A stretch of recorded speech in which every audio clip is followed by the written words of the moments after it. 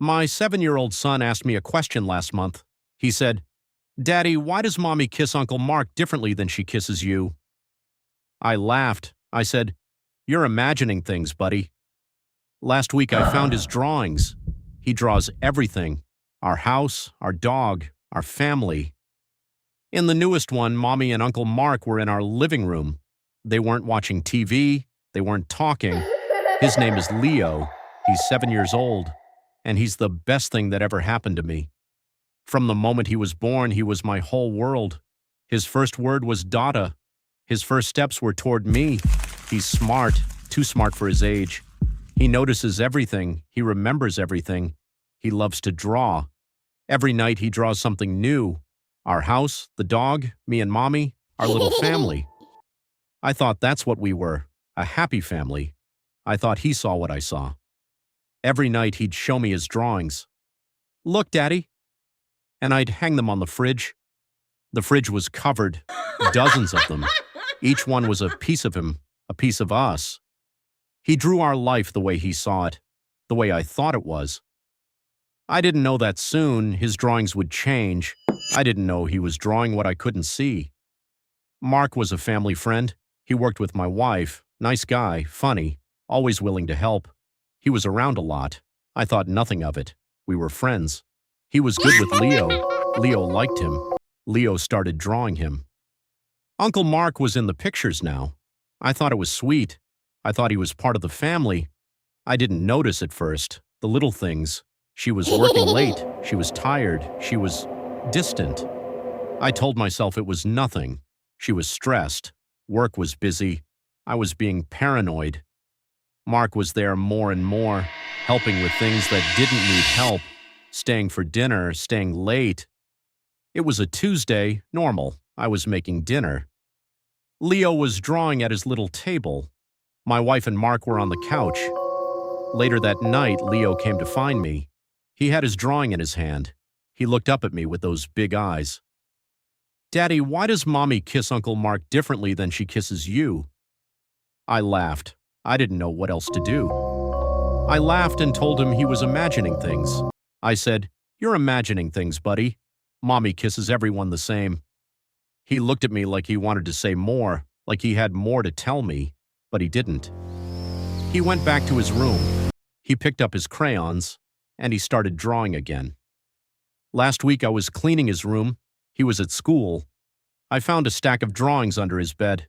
They weren't like the ones on the fridge. They were different. In one, Mommy and Uncle Mark were on the couch. They were watching TV. But Leo drew them facing each other, not the TV. In another, they were in the kitchen. Mommy was laughing. Mark was holding her hand. And then I found the last one, the one he was drawing that night. Mommy and Uncle Mark were on the couch. They weren't watching TV. They weren't talking. And there, in the corner of the room, Leo drew himself, sitting alone, watching. My 7-year-old saw everything, and I told him he was imagining things. He saw everything, and I wasn't there to protect him. I wasn't there to hold him. I wasn't there to tell him it wasn't his fault. He came to me. He trusted me. He asked me what was happening, and I told him nothing was happening. I laughed at my son's pain, and he stopped talking. He stopped asking questions after that. He stopped bringing me his drawings. He stopped telling me what he saw. He went to his room every night and drew, and I let him. I let him carry it alone. He was 7 years old, and he was carrying the weight of my broken marriage because I was too weak to carry it for him. I confronted her that night. I laid the drawings on the table. I didn't say a word. I just pointed. She tried to explain. She tried to lie. But the drawings didn't lie. Leo didn't lie. I didn't scream. I didn't cry. I just asked her one question. "Did you know he was watching?" She didn't answer. She didn't have to. He was in the corner, and she knew.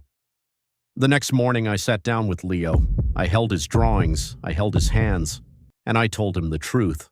I told him it wasn't his fault. I told him he wasn't imagining things. I told him he was brave. He hugged me. For the first time in weeks, he hugged me, and I held him, and I promised I'd never laugh at him again.